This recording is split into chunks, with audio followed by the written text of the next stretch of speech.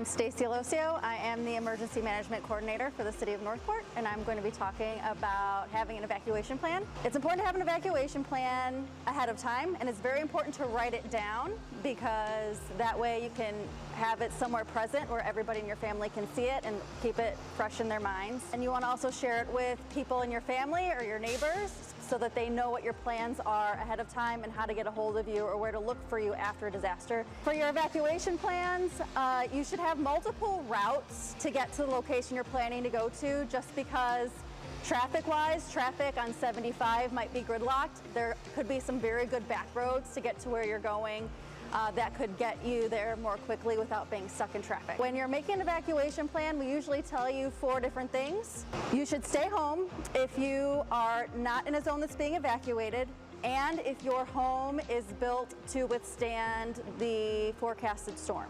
If you can't stay home and you evacuate, your next option should be to go to a friend or family's home that is outside of the evacuation area and is structurally sound to withstand the storm. Third option would be go to a hotel. They're much more comfortable than our evacuation centers. Fourth option would be to go to one of our evacuation centers. Sarasota County has 12 evacuation centers. Those can be found on their website.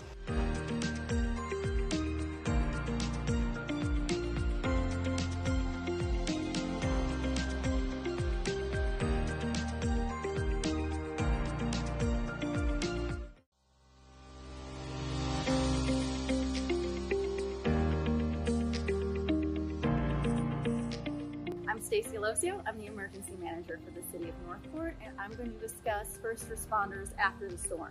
So it may take a while for first responders to get to after the storm, and that's due to a variety of reasons. One being, we pull first responders off the roads when tropical storm force winds are sustained for their safety. That is a standard usually across the state and other states that have hurricanes as well. So we will have a backlog of calls that have come in during the storm that we will prioritize based on urgency, and they'll be responding to those, as well as the calls that are currently coming in if they're urgent as well. Also, the roads might be flooded, there might be debris in the roads. Our tactical first-in teams will be going out right away to clear the roads of any hazards so that our vehicles can get through and respond as quickly as possible. Just keep that in mind when you call after a disaster for assistance. We are coming. You are very important to us. We care about our residents and their safety, but it may just take a while for us to get to you depending on the conditions of the roads.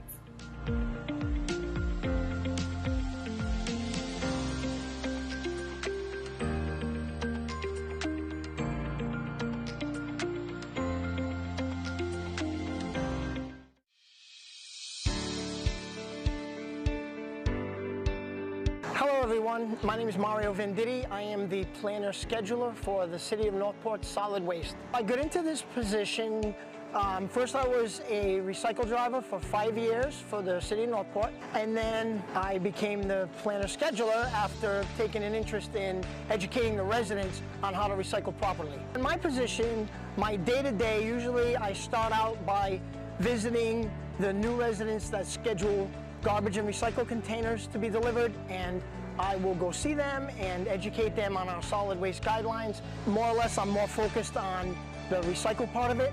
After that, I will drive around the city and I actually inspect recycle containers manually for contamination. And then I will take calls from drivers if there's any issues with repeat garbage in the recycle, and I will go educate those people as well. What I love most about the City of Northport is their residents are from all over the world, and I get to learn about the solid waste guidelines, where they come from, as well as educate them on the City of Northport solid waste guidelines and how to recycle properly.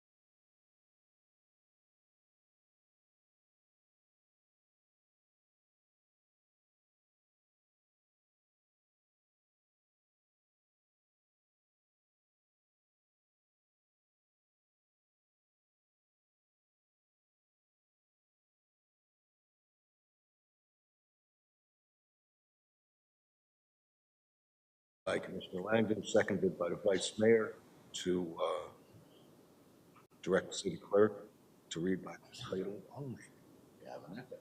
Oh.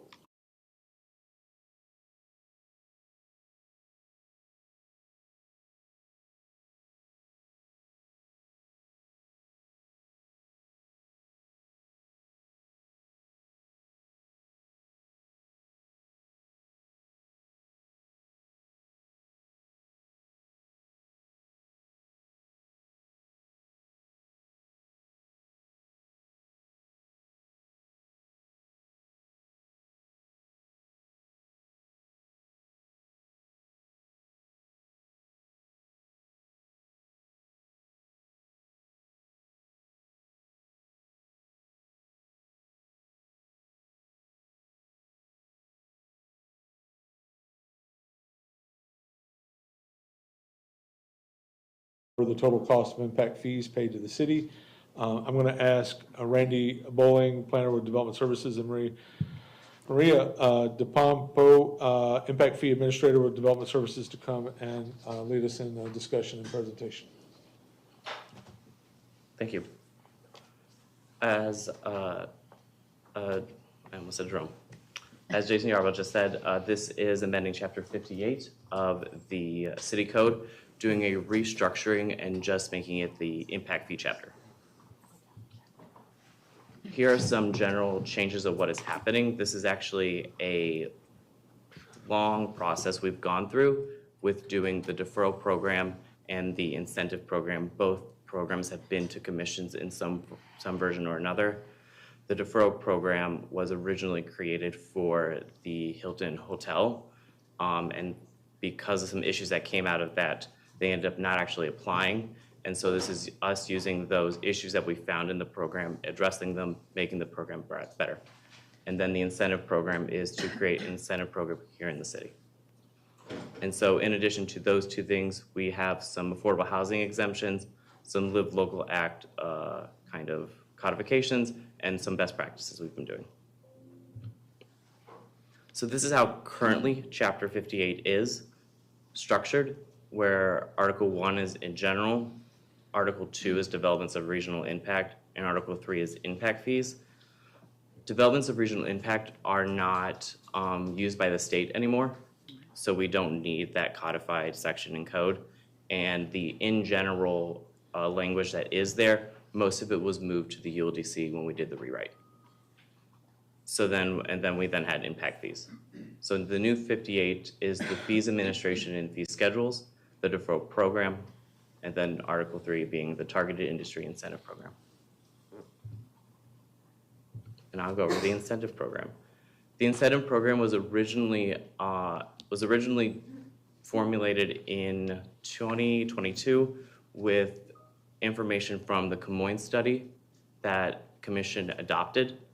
And we did a targeted approach with activity centers, and we allowed for at the time, for just a waiver of fees. Since then, we have learned that we cannot waive fees. The city must make those fees whole. So rather than a complete waiver, what we proposed in that first discussion, this is a tiered pay system in which gives Commission the ability to look at the program and look at the applications as they come in. And so the industries are in specific activity centers and the qualified opportunity zone. Those are the only places that are allowed to qualify. And the amount that is deferred or waived is based on job creation and capital investment thresholds. And the Commission can terminate any of the agreements based on the terms in the agreement. The program will be as funds are available, meaning they will come to Commission. Commission will decide if funds are available, they will be granted the waiver. And there will be a compliance period of 5 years, meaning that you have 5 years to either get those jobs, get that capital investment, and then once you, within those 5 years, do those things, go off and make money for the city and give the city jobs. Here are the qualifying activity centers in the opportunity zone. So we have activity center 2, 3, 4, 5, and 7, and the qualified opportunity zone. And so the land, we added this because this is area that is in the future annexation plans of the city. And so rather than having to come back to the commission, whether we expand Activity Center 7, or whatever plans that we may have in the future, we just added the opportunities out there. And then here are the eligible industries. We have healthcare, information technology, life sciences, logistics and distribution, manufacturing, tourism, entertainment, and corporate headquarters.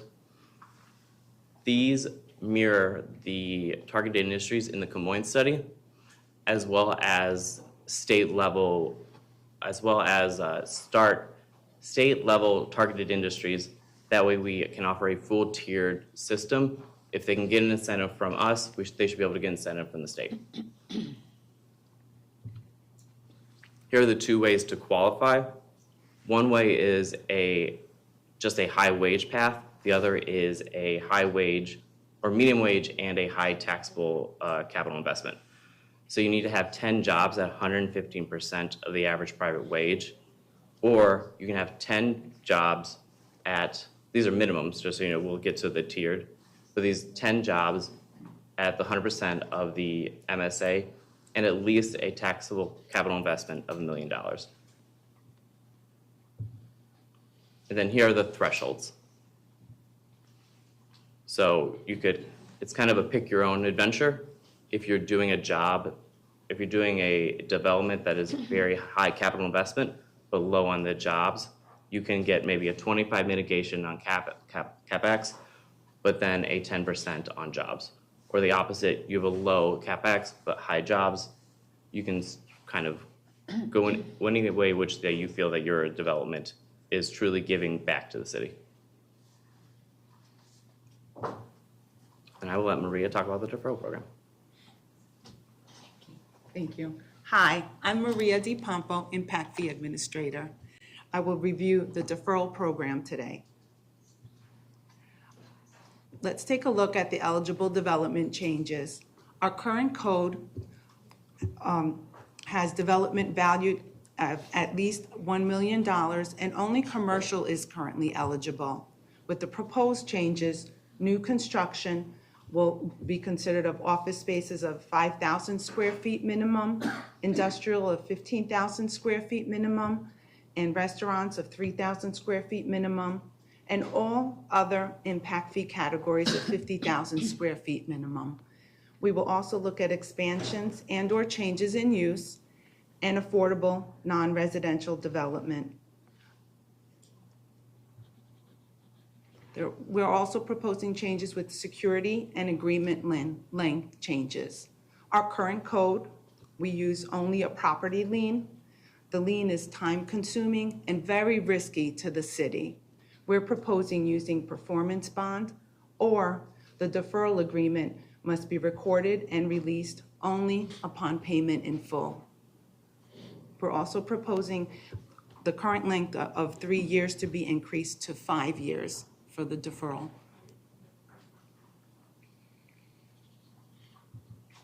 Process improvements and affordable housing. Let's take a look at our codified best practices. We have accessory building exemption clarifications, shell buildings and changes in use assessment process, square feet definition clarifications to address outdoor dining, and to reduce conflict, definitions now refer to building code or ULDC, Unified Land Development Code, when possible.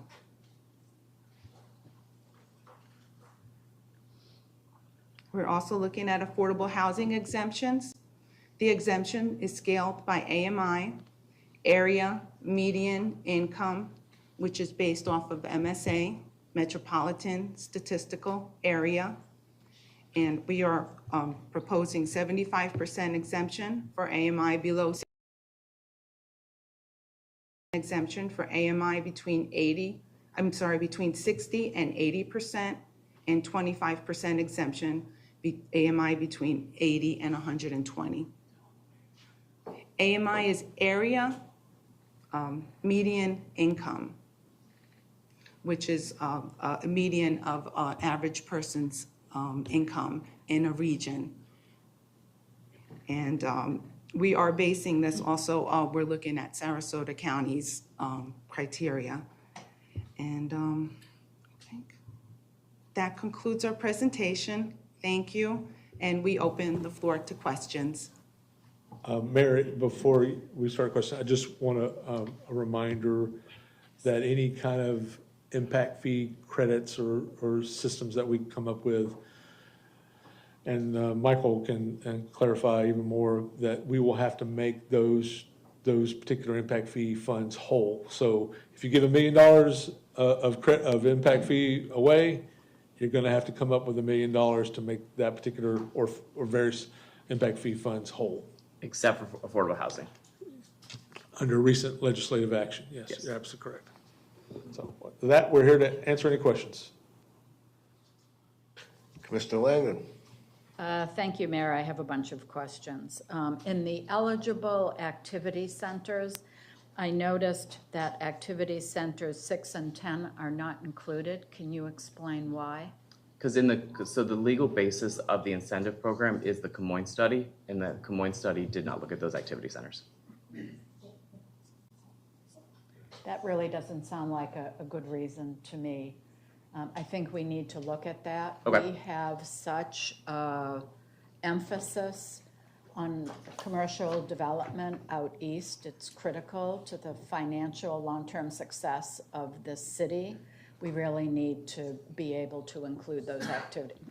My opinion, we really need to be able to include those activity centers. So if it takes another study, let's talk about it during budget and get it done. I noticed business parks were not one of the allowable target markets. Have a big emphasis on those kinds of programs. I just suggest that we consider including that kind of development in the incentive program. Most of the business parks will be covered under the light manufacturing that we do Would allow. it be? Okay. Yes. Okay, thank you for that. Then I won't worry about that.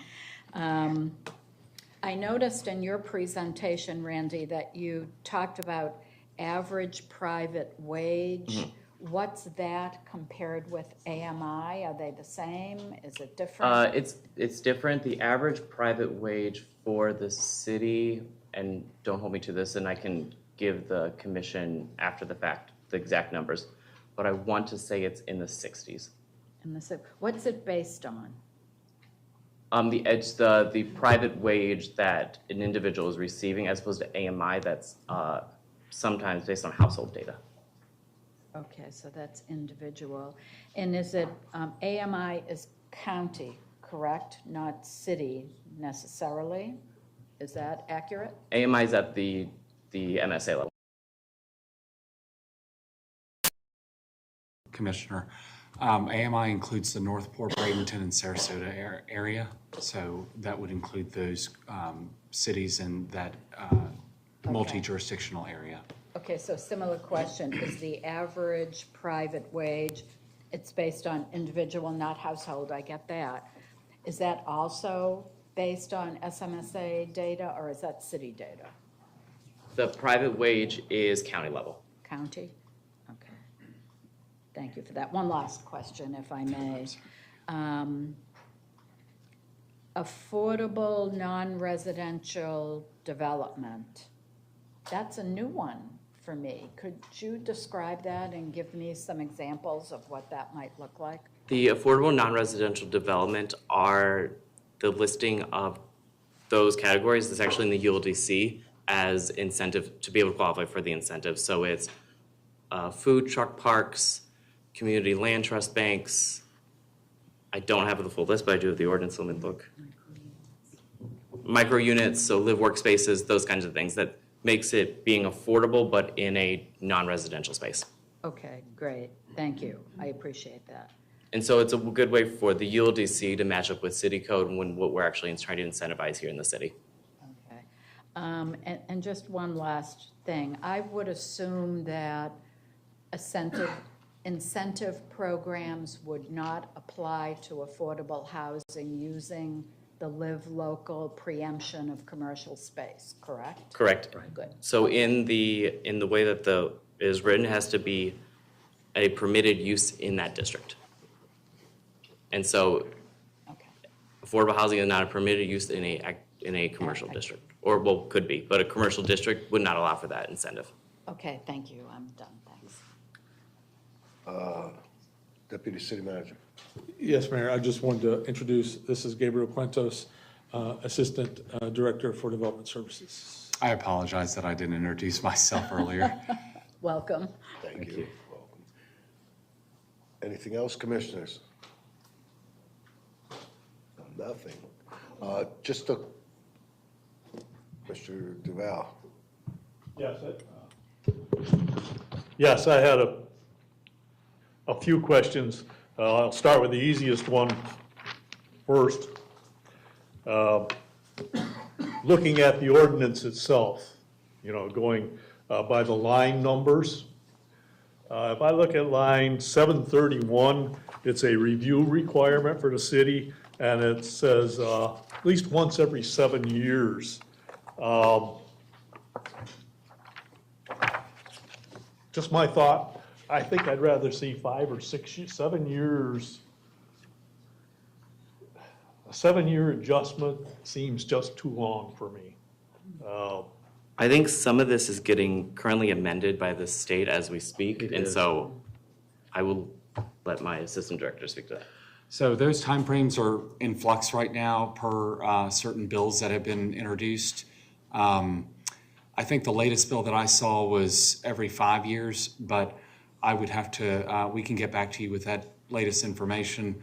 But any bills that are being considered right now likely haven't been signed yet. So, but this would likely be affected by any statutory changes. Okay.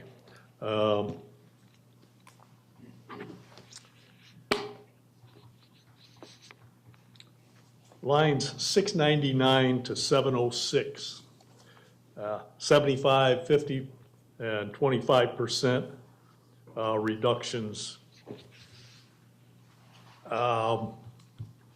They just seem a little too generous for my liking. This city history,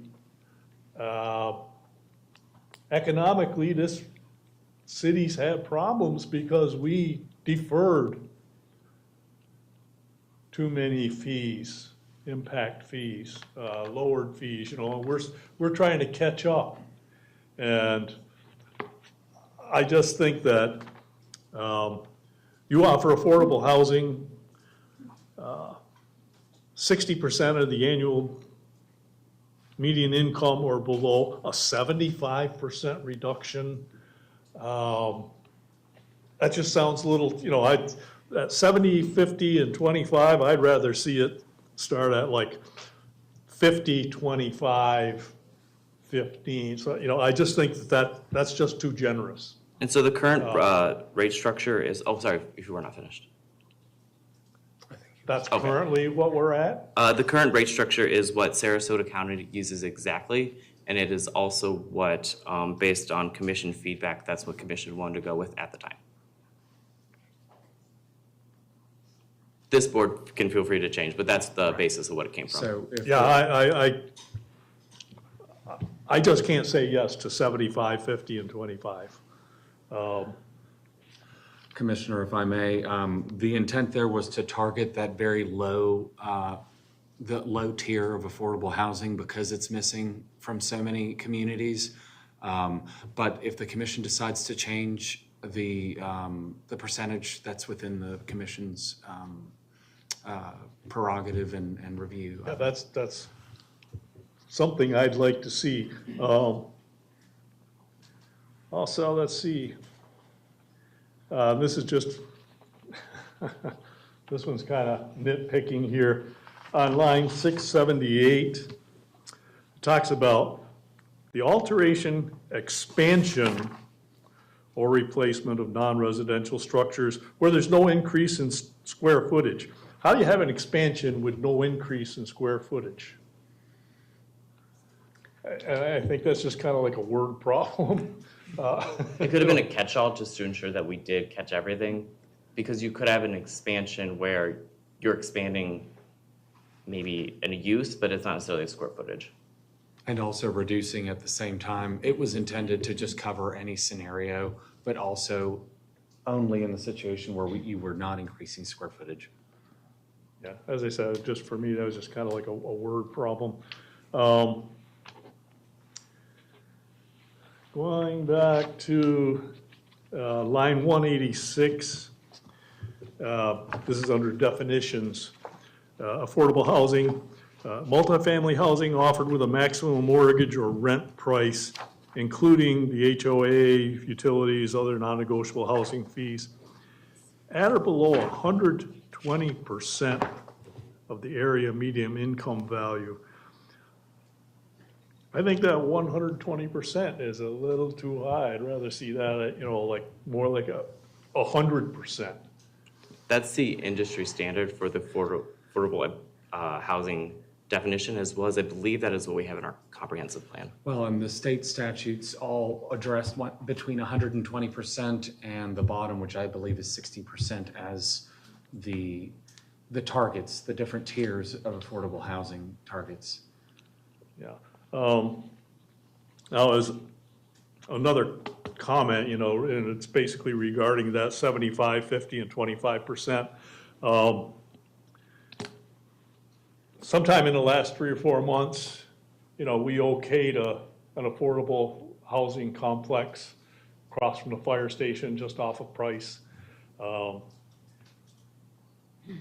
They guaranteed those affordable rents for 50 years. I don't see anything in here that guarantees the amount of years. I'm not saying, that this would happen, but I'm saying, I don't want to see a developer come in and say, we're going to mitigate these impact fees for you, and then they only offer that affordable housing for like 5 years. And the other thing is, I didn't see anything about, and I'm going back to that one that we just okayed. They had 1-bedroom apartments for people who were really at lower incomes at like less than $400 a month. I don't see anything in here that guarantees what kind of low pricing there is. The actual numbers for the rents, that these developments will qualify for these impact fee reductions. If I may address that, so the affordability would have to be assured by means of a developer's agreement. So they would have to enter into agreement ensuring that affordability for the term specified. And the rent is based on the area median income. That's really how the entire state of Florida does it. So whatever the area median income is, based on the tier that they're trying to achieve, whether it's the very low tier or the highest tier, which is I think between 80 and 120%, that's what it would be based on. So we would take the figure for the area median income and then base the rents on that. Not we, but the developer would base the rents on that. And based on that logic, this program actually allows for, incentivizes to do those smaller units, because if the space is lower, then the rent is lower, which means then it's a lower AMI, which means you can get more units, which means then that you can get more units to get rent. Yeah.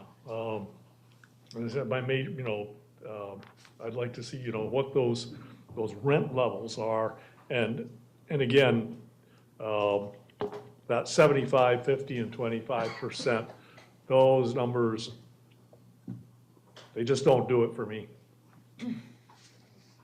That's all I've got, folks. Commissioner Langdon? Thank you, Mayor. I just have a couple of follow-up questions based upon what Commissioner Duval raised. I had thought, and correct me if I'm wrong, but a lot of the rent levels and the 30, 60, 80 to 120% is more a function of the federal funding that a developer is getting. So we don't control that here locally, is my understanding. Correct me if I'm wrong. It's really a function of the type of funding that they're getting on the federal level. And the state also with their LIHTC grants are also have to do, go into agreement and say that they will be affordable for most of the time, at least 30 years. Right. And the 120%, the first time I saw it, Commissioner McDowell, I kind of went, what? But then when I thought about it, Commissioner McDowell. did I call you Yes. McDowell? I'm getting used Yeah, get used to it. Get used to it. They have scripts that'll help with Look, that, you I'm know. blushing. Oh, it's awful being of Irish descent. The 120%, I think, recognizes the fact that our pay scales here in Southwest Florida are lower in general than other parts of the country, despite the fact that our housing costs and costs of living have really increased. So I had the exact same reaction initially until I really thought about those two factors. And just in my travels, I've just come across so many families making more than the AMI and still really struggling with basics because of those things. But when you see an affordable housing project come in, you know, most of the time they're really weighted toward the lower pay scales anyway. And yeah, those are my two comments. I just wanted to clarify that. Thanks. Mr. Petro. Yes, a couple of things. Echoing Commissioner Duval, I think we should revisit 75, 50, 25. The second thing is I think we should make it less than 7 years. I would say even 4 years. And the next thing is, could you describe, because I get approached by a lot of people saying, hey, we're giving too much away to developers, you know, what are we giving them in real terms? Can you give us an example of a real case scenario? As a development amounts to this much, how much are they getting a break on impact fee or deferral? If you can do that.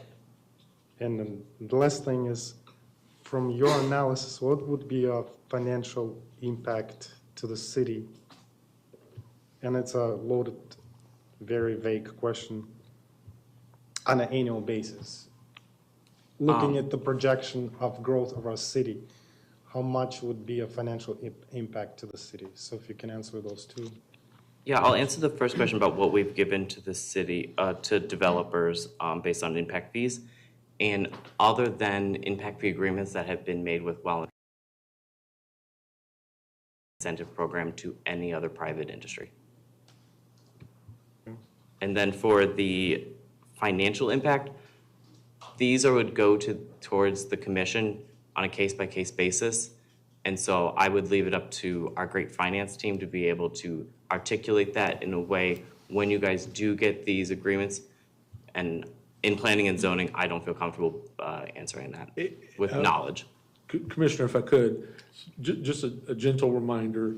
So say you have a project, a manufacturing project that you're going to give them $1 million in transportation impact fee credit. The general fund is going to have to stroke a check for $1 million, and correct me if I'm wrong, to go and make that transportation impact fee fund whole. So while you can give away and incentivize, the financial impact is that the general fund is now going to have to transfer funds within a certain time frame. I don't know what that is, but you're eventually that transportation impact fee fund is going to have to be made whole from, and general funds usually where it would come from, but staff can correct me if I'm wrong on that. That's generally correct. That's an example. So are we going to revisit these concerns and you guys correct or make modifications to it? We're going to need some consensus, so y'all are going to have to figure it out amongst yourselves and let us know with the majority of what you want, and then we can make those modifications and bring it back for consideration. Well, let's see everybody have their say, and then if anybody wishes to make a motion, we can certainly entertain that. Commissioner Duval? Yes, I'm back on that 75, 50, 25. I'm thinking about, and this is, first of all, thank you for all your work on this. And as far as the commercial end, you know, the industries bringing those in, I'm happy with that. But on the affordable housing, okay, that affordable housing will bring in more residents, okay? And they're going to be using city utilities, the roads, water, you know, infrastructure is one of our big things. And giving up 75% of an impact fee, and as our deputy city manager just stated, you know, that money comes out of the general fund. I read those things that said where that money's got to come from, and the city has to pay those things. I just can't go along with for the affordable housing, 75, 50, 25. I just can't go along with that. Thank you. I agree. Commissioner Langdon? Just a couple things, again, for clarity. Commissioner Duval. You had made the comment earlier that part of the city's financial issues have been that we've deferred too many impact fees in the past, and I just want to correct that. We have never, to Mr. Bowling's clarification, providing incentives is brand new to the city. We have never done it before. So I agree with you, impact fees have financially damaged the city only because we set our rates too low. So just to be clear, because people in the community hearing this, it would be very easy for them to get confused that we've been randomly giving up fees to developers, and that is just not the case. We set our rates too low. And I think with the 75, 50, 25, I suspect those are fairly standard levels set. Yes. And for me, rather than kind of either supporting them or rejecting them at a kind of theoretical level, I'd rather have the discussion when a proposal comes in and we see the benefit to the city. I think it's safe to say that our city has been singularly unsuccessful in attracting larger companies to come and build here. I think that's a fair statement. So my inclination is to approve the proposal as presented with the 75, 50, 25, but that still gives us the opportunity to evaluate the potential benefit to the city and then have a conversation on whether that merits a nothing or a 25, 50, or 75. I mean, if a manufacturing or a pharmaceutical company or the kind of company wanted to locate here and had 100, 200, 300 high-paying jobs, I'd be very amenable to a nice incentive for that kind of company because of the jobs value that they would bring and the other tax values that they would bring. So for me, it makes more sense to evaluate the incentive in terms of the benefit of that project coming into the city. Just my 2 cents. Thank you, Commissioner. You really echo my sentiments. You know, we have not had an incentive plan like this, and we need to attract the type of businesses that we're looking for. And correct me if I'm wrong, but any incentive program has to come before commission on a one basis. Yep. So just because we approve this doesn't mean that staff just goes ahead and offers these incentives up, and they just flow through the system. Each one has to come before commission, and we get to vote. So as Commissioner Langdon said, we get to weigh the benefits of that particular project. And it is so important, especially with the activity centers 6 and 10, that, one, I concur, they need to be included in this because they are our future, okay? Our financial plan and our ULDC rework is predicated on the kind of growth over the next 5 to 10 years we need in those activity centers especially. So they really need to be included. As far as affordable housing, this is a nationwide issue. There are developers of affordable housing that look to target various income levels. Those are all standardization. Everywhere you go, those percentages are standards. The reality is we desperately need more affordable housing everywhere, not just in this city, but everywhere. And we've been kind of a leader in Southwest Florida in affordable housing project. We have been an affordable housing community, but, interest rates are high. Those developers are having a heck of a time raising the kind of money to build those projects. That's why we haven't seen a lot of them. And the truth is, if we can do something to help people be able to stay in this city, I hear those tales of not just people who work for the city, but people who have lived here in this city and are forced out because they just can't afford to stay here. And we're one of the most affordable cities in Southwest Florida. So, if we can do anything to help attract, good, solid, affordable housing, I'm supportive of that. And, certainly it's from the top of the state on down, everybody is trying to make an impact on this issue. And, if we did everything, as John Thaxton has said numerous times, if we were to explore every avenue to attack the affordable housing problem in this nation, we would make a minor dent in it. That's how severe the problem is. So anything we could do to help is, I think, worth doing. Mr. Petro? Yes, so if it is on individual basis, which was stated before, and we knew that in advance, why do we change it? Let's leave it as is as far as 75, 50, 25. And next thing is activity centers. I would like them to be included. I don't know if we have to make a consensus on that specifically. What I would recommend from a staff level is that we get direction to look into adding those to the program,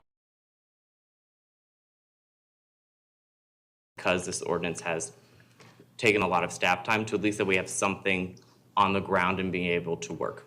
And with I asked the question, what's involved if we in fact were to approve this and then give direction for staff to go back and work on including, what's involved? Does it require a study, or does it require you doing some due diligence departmentally and bringing it back and amending?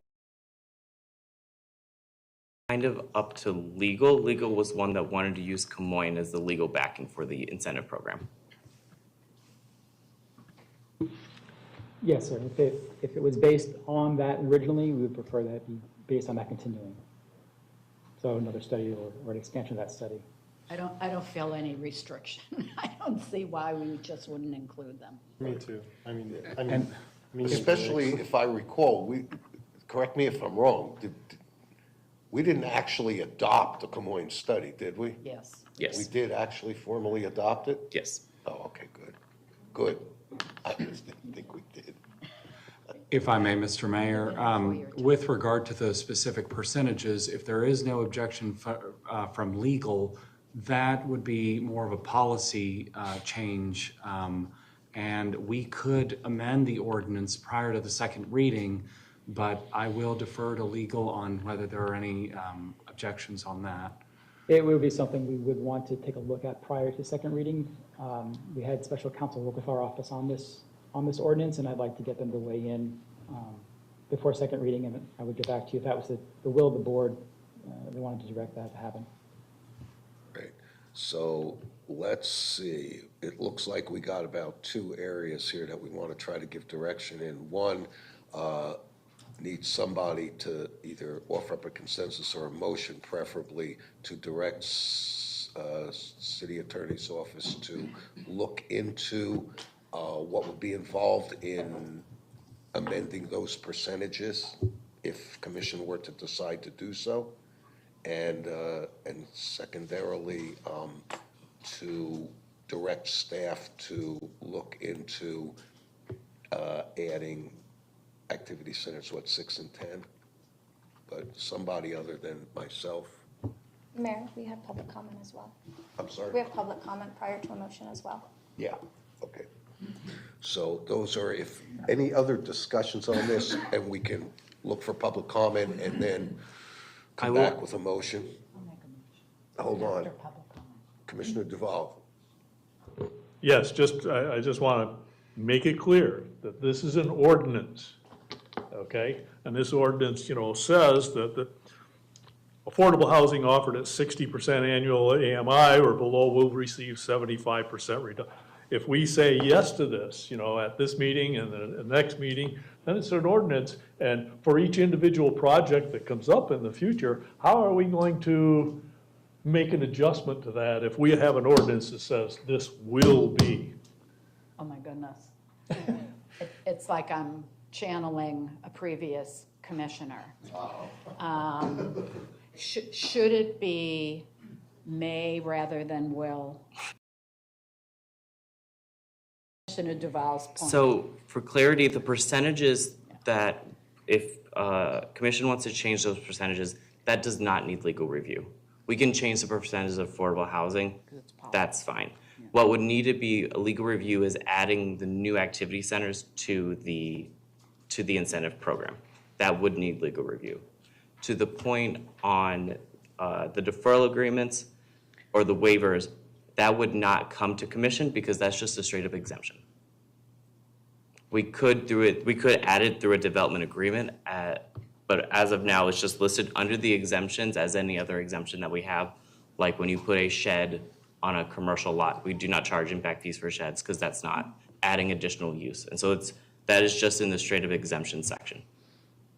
And if I may, with regard to the word may and will, we would prefer that the word be definite and be will because we wouldn't want any discretion in that. They would all receive that if they qualify.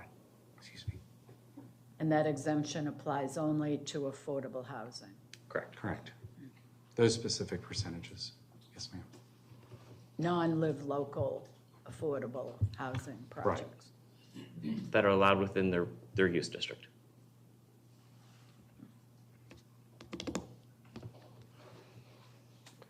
Before we go to a motion or motions, any public comment, City Clerk? Yes, Debbie McDowell. The original purpose behind deferment of impact fees was to allow a business to pay their impact fees over 3 years. The deferral program allowed growth to pay for growth. There were no waivers or modifications. This ordinance allows impact fee deferral and waivers up to 50% for targeted industries and up to 75% for affordable housing.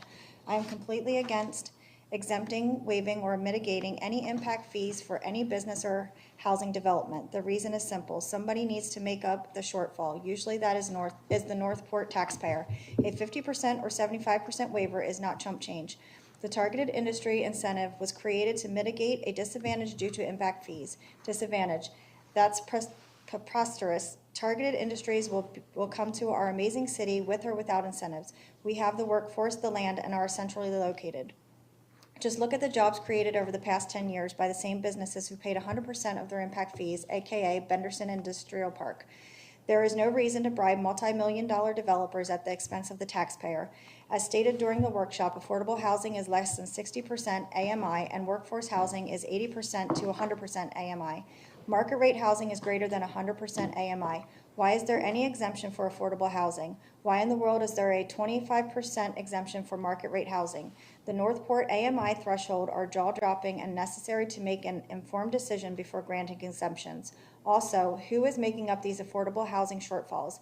It doesn't say in the ordinance. When will the mobility fee conversation take place? We're leaving money on the table. In closing, I find it ironic the commission is considering waiving, modifying, and exempting impact fees on the same day you are asking the voters to issue debt for city infrastructure projects because the city doesn't have the money. So much for growth paying for growth. In person, we have John Lazinski.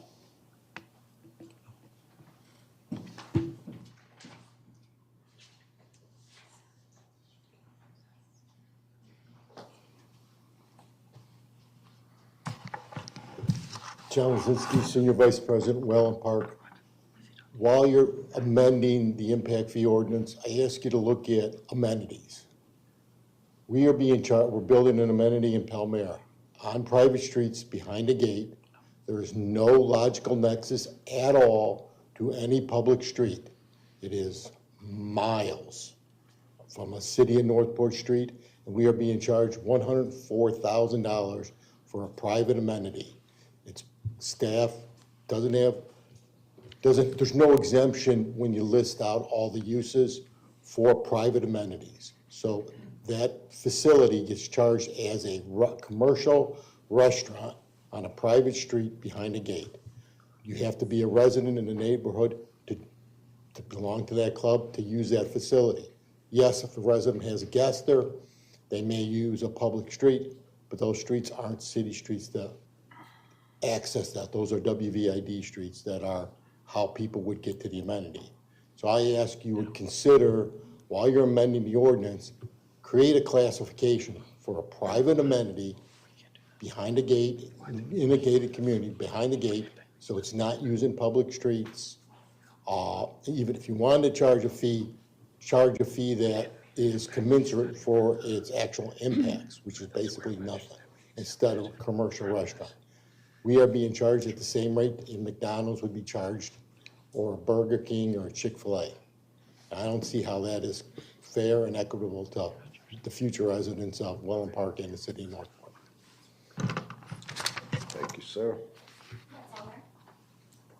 All right.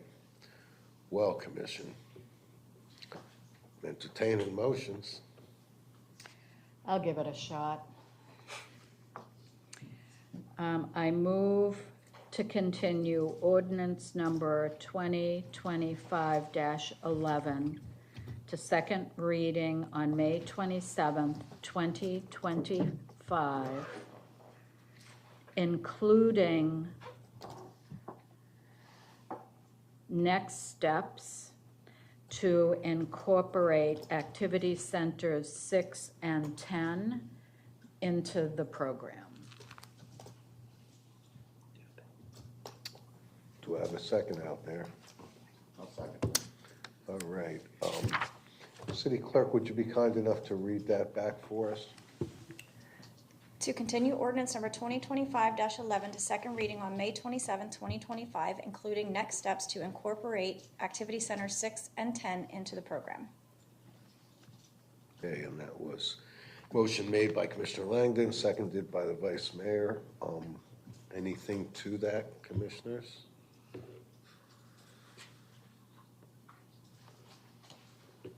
Let's vote.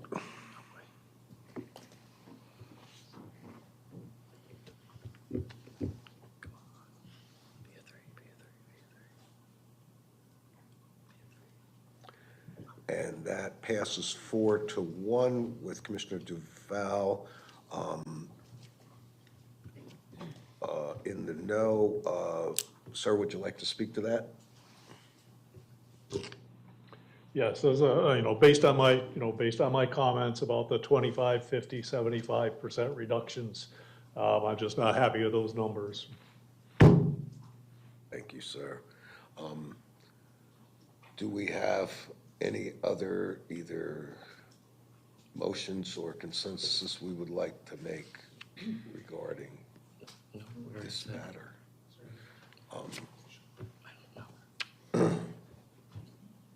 I mean, do we want to, does anybody want to have staff take a look at public commenters issue? at this time, or? I would just say we typically don't respond to public commenters in the context of that meeting, but I will certainly explore the issue separately and then bring the topic back as an agenda, a future agenda item, if necessary. I mean, the one comment I'd make, unless somebody else has oh, go ahead, Commissioner Petro, I'm sorry, I didn't see you up there.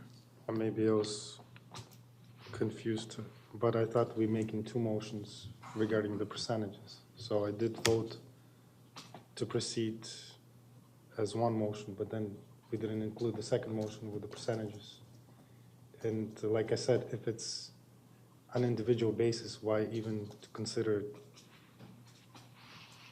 So I'm echoing Commissioner Duval completely on the percentages. So do we get a second motion, or? Certainly this, If I may, Mayor, adopting the 75-50-25 was part of my motion. It is the way the ordinance is currently written. So the only change my motion made was bringing it back with next steps for including activity centers 6 and 10. But from my understanding, the mayor said we'll have a couple motions, so I did vote to continue with that motion specifically to include those activity centers. And I thought we're gonna have a second motion, but maybe it's only me who misunderstood. You can make it. you can make it. Anyone can make a motion. You can make a motion to change the percentages. David, Commissioner Duval, since you brought it up, the actual, No, I already voted no on the way it's written. If someone wants to, make a motion to make a change, I'm just not ready to do that right now.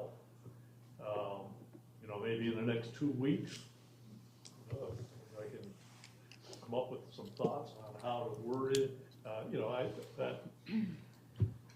That change of the wording from, will to may would do it for me, because that would give the commission the ability to look at the project and say, is it really worth it for the citizens of this city overall? Where we could make an adjustment. But this just says will, and I just can't go along with those numbers. and I agree, I don't want to rush, and certainly with affordable housing, I'm very supportive of affordable housing. It's just affordable housing developers, they get a lot of grants regardless, from state, federal level, even on the local level, county level. I don't know. I have to admit, I'm new. I don't know how to make a motion, kind of backtracking what we did already. But to me, it's not beneficial for the city itself as giving breaks and deferrals to the developers in that regard.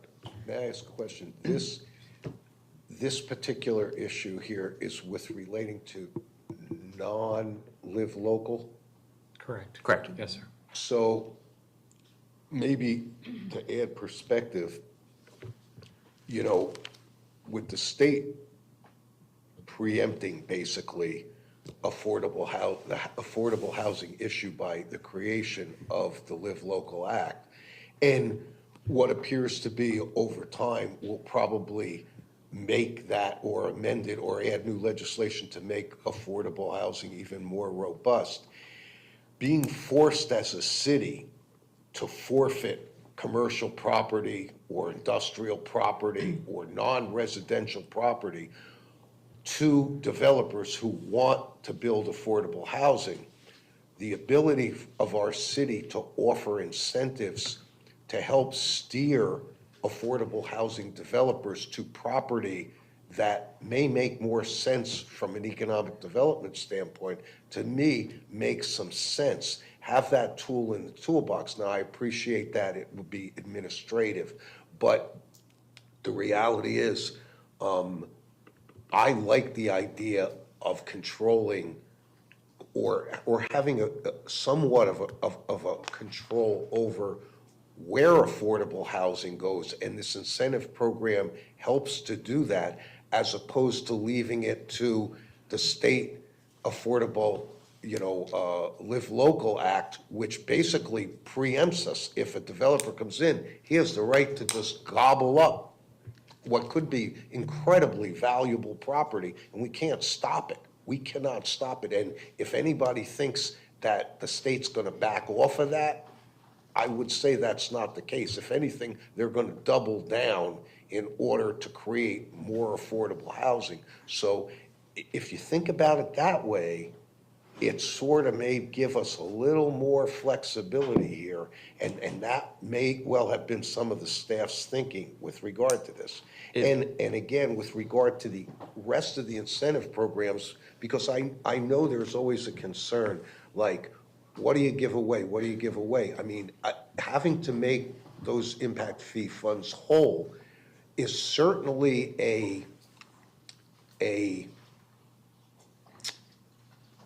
I'm trying to find the right word, certainly a qualifier for any commission, this commission or future commissions, before they go ahead and agree and vote in favor of these types of incentives, because it comes out of the city's pocket. So we would have to be, and future commissions would have to be, extremely discriminating as to whether or not they were to approve these incentive programs or these incentive requests, because again, we have to make up the difference. Yet, as Commissioner Langdon referred, there's strategic growth that this city needs. We need more jobs. We need commercial and light industrial development. We need to be able to attract them. We compete nationwide for these types of businesses. We're on the map now with the population the size we are. People are looking to Northport. We need to have the same tools in the toolbox that other municipalities and counties have. And we still, as a commission and future commissions, reserve the right to say yay or nay on each one of these projects. So we're not giving away the store here, certainly not on the projects that are not affordable housing, because they come to future commissions. But affordable housing, think about that other perspective, because there is clearly a drive on the part of this state to create affordable housing. And if we don't think they will gobble up some of our valuable commercial property, we're mistaken. They will. They will try to do everything they can to. I would like to be able to incentivize a developer who wants to build affordable housing to do it in an area that makes more sense strategically for us. And that's, Yeah, so the idea is that the state may tell us to, as maybe at some point in time, that we must allow affordable housing everywhere in the city, but the state will never tell us who we can and not give incentives to, because that's within our own rules. And so this is a way of guiding those land development projects to where the city finds it most strategically advantageous. so I don't know if that helps anybody. Commissioner Petro? I guess I just want to end on the note that if it is presented on case by case, why are we still specifying these percentages? And the second of all, and I'll end with that, is somebody has to pay it. And as a financially conservative guy, I just, can't give it away this much. Somebody has to pay it, and somebody is the city. So we filling those impact fee voids as a city. So just want to leave these thoughts with you to ponder, that somebody has to pay it, and somebody is us. Ms. Laurie? Staff have anything to add here? Mr. Mayor, if I may add, so the affordable housing reductions do not need to be made whole from the general fund or from any other fund. It is statutorily required for non-residential reductions.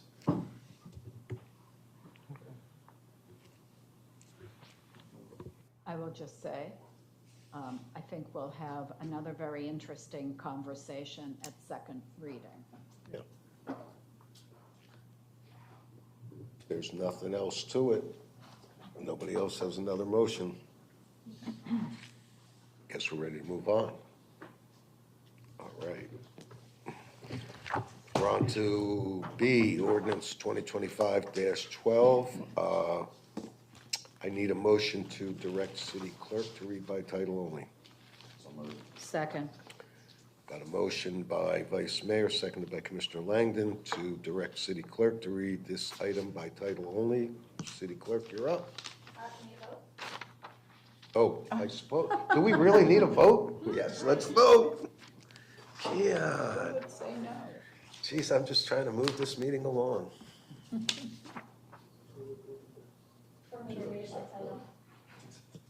So she can read it.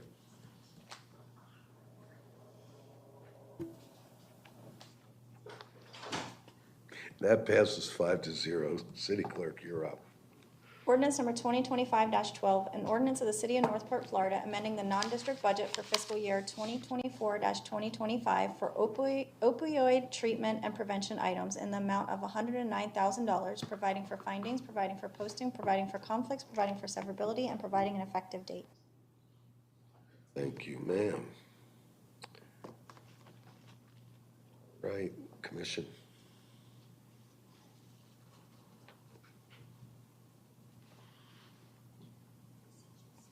Oops, anything to this? What's that? I've got nothing. Okay, Mr. Fletcher's back, so yes. he introduces it. You want me to introduce it? Oh, yeah, thank you, City Manager. Didn't know if we changed the routine since I've been gone. Now you just changed minutes, that's all right. Thank you, Mr. Mayor. The 111 fund is specifically for the state overseeing opioid settlement funds. The opioid settlement funds may be spent on substance use, disorder treatment, prevention and recovery, as well as mental health treatment. We ask that you approve ordinance number 2025-12 and move to second reading on May 27, 2025. Thank you, sir. Thank you, sir. Commissioners, anything to this one? Very good. Then I'm looking for a, public comment. There is none. And then I'm looking for a motion. I'll make it, move to continue ordinance number 2025-12 to second reading on May 27th, 2025. Got a motion by Vice Mayor, seconded by Commissioner DeVal to continue ordinance 2025-12, second reading on May 27, 2025. There's nothing else to that. Let's vote.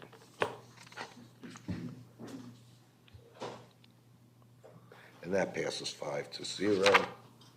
Let's see. So next, moving on. Resolution C, 2025-R-22. City Clerk, would you be kind enough to read this by title only?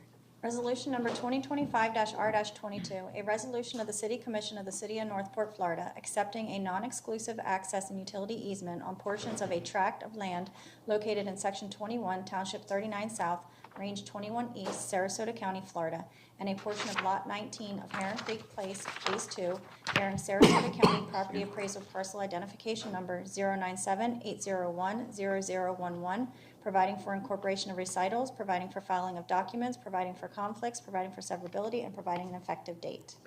Thank you, ma'am. City Manager, your item. Thank you, Mr. Mayor. Northport MF Ventures LLC, the owner of the parcel, desires to grant the City of Northport a non-exclusive access and utility easement over and across certain portions of property owned by Northport MF Ventures LLC in connection to the infrastructure installed within the Heron Creek Phase 2 development.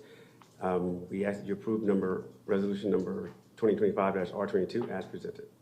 Thank you, sir. Thank you, sir. Commissioners, anything to this one? No, everybody's good with this. Any public comments on this item? There is none. I'm looking for a motion. I'll make it. I move to adopt resolution number 2025-R-22 as presented. Got a motion by Commissioner Langdon, seconded by the Vice Mayor to adopt Resolution 2025-R-22 as presented. Let's vote.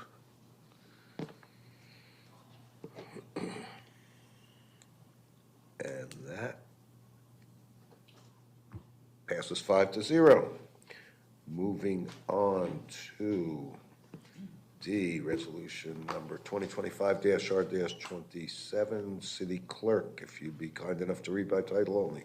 Resolution number 2025-R-27, a resolution of the City of Northport, Florida, accepting the transfer of water and wastewater infrastructure and improvements and associated warranties in Sunshine Village F3, providing for incorporation of recitals, providing for filing of documents, providing for conflicts, providing for severability, and providing an effective date. Thank you, ma'am. City Manager, your item. Thank you, Mr. Mayor. The infrastructure located within Sunstone Village F3 is now complete. Therefore, this resolution is necessary to identify what infrastructure the city is accepting from the developer. The city holds easement rights to access, operate, and maintain the infrastructure, and all related warranties have been assigned to the city. We ask that you approve resolution number 2025-R27 as presented. Thank you, sir. Thank you, sir. Commissioners, anything to this one? Nothing. I have one quick question. Oh, yes, ma'am. Could you just describe the infrastructure that we're accepting? Yes, I believe our team can come up and make a description for you.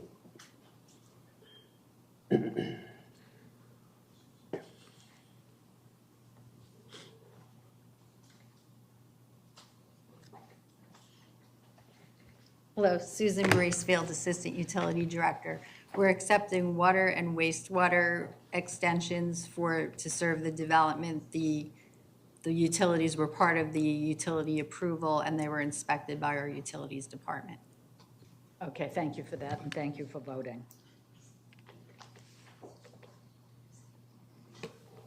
Good. Everybody else good? Any public comment, City? Then I'm closing this public hearing. Requesting a motion. I'll make it. Move to adopt resolution number 2025-R-27 as presented.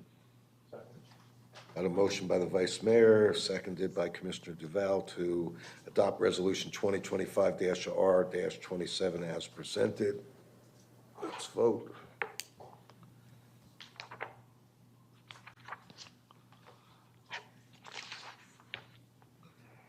And that passes 5-0. Moving on to E, resolution number 2025-R-31. City Clerk, if you'd be so kind. Resolution number 2025-R-31, a resolution of the City of Northport, Florida, accepting the transfer of water and wastewater infrastructure and improvements and associated warranties in Heron Creek Phase 2, providing for incorporation of recitals, providing for filing of documents, providing for conflicts, providing for severability, and providing an effective date. Thank you, ma'am. City Manager. Thank you, Mr. Mayor. The infrastructure located within Herring Creek Phase 2 is now complete. Therefore, resolution number 2025-R31 is necessary to identify what infrastructure the city is accepting from the developer. The city holds the easement rights to access, operate, and maintain the infrastructure, and all related warranties have been assigned to the city. We ask that you approve resolution number 2025-R31 as presented. Thank you, sir. Thank you, sir. Commissioners.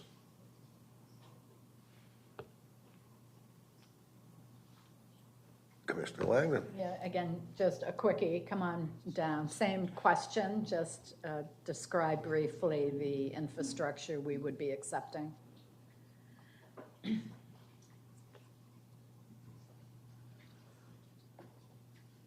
Susan Bracefield, Assistant Utility Director. Similar to the other development, it's water and wastewater extensions to serve the development.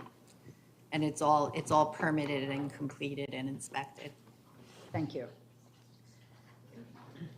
Anything else, Commissioners? Any public comments, City Clerk? Then I'm closing this public hearing, requesting a motion. I'll make it.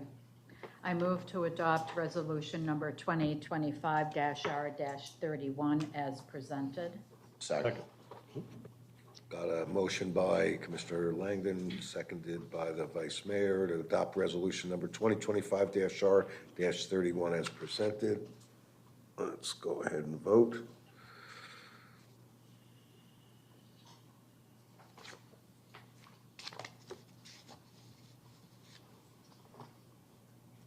And that passes 5-0. Moving on to general public comment. City Clerk? There's none. Moving on to Commissioner Communications. Commissioner Petro? I have attended Minnesota League of Cities. I'm learning a lot about the local politics and state bills that are being passed in or against our favor. That's about it for me. Vice Mayor? Yeah, I'm good. Okay. Commissioner Langdon? Yeah, I just want to thank City Clerk for attaching my activity list to today's agenda. And I just want to take this opportunity to recognize and thank our mayor, the incredible leadership he has shown in educating the community about today's referendum and vote. He has really gone, in my opinion, above and beyond what any of us should be expected to do, and I just wanted to publicly thank him for that. Thank you very much, Commissioner. Commissioner Duval? Yes, thank you. On April 6th, I was at the Morgan Center for the budget input meet and greet, and I'd like to say thank you to all the vendors who provided food for that event, and also to our city staff that all gave presentations to the public on what percentage of the budget each department represents, how much money they spent last year. I thought it was a very beneficial event. April 6th, also, I attended Elizabeth Wong's retirement party at Public Works. May we always have employees of her caliber. Also on April 6th, I attended the swearing in and promotion ceremony of our police department. And I just want to say thanks to those that serve. April 3rd, I attended Newcomers Day at the Mullins Center. That was a well-attended event. Also on April 3rd, I attended the Meals on Wheels benefit at Twisted Fork. And I helped our city mayor set up and tear down a tent a few times. And thank you, Commissioner Duval, for that. That's it for me. Thank you, sir. Yeah, I do want to just give a shout out to the Chamber's leadership class, a member of which, I am. And we did our big fundraiser for the year to raise money for Meals on Wheels for a new freezer, which we did hit our goal, and it was really a fun event for everybody who was there. Had tremendous support by the community and by the chamber and by really everybody, both those who helped participate and helped set up and break down, and those that came and contributed and bought raffle tickets and helped us be a huge success. Meals on Wheels is a great program, so I thank everyone who was involved there. And I do want to thank everybody in this city for this off-year, election. It's not easy to do. These are very, very important referendum items. And, certainly it's been a spirited couple of weeks, from both sides. And, hopefully these needs will be approved and we can move forward. If not, the city will do what it always has done, which is continue to move the needle forward and do what it needs to do in the best interests of the majority of our citizens. So again, for all those people who are active and engaged, thank you very much, and for all those who vote. Moving on, administrative and legal reports. We have anything from our charter officers, city manager? Just one thing, Mr. Mayor. I was honored to speak this morning for National Police Week at a law enforcement memorial event. It recognized the 8 lives that were lost in law enforcement throughout the state of Florida in 2024. So we just want to make sure that we never forget them and recognize that we thank everyone in service in this city, in this state, and the country. Thank you, sir. Sir. acting city attorney. City clerk. By God, if there's nothing else, I think we can adjourn this meeting. It's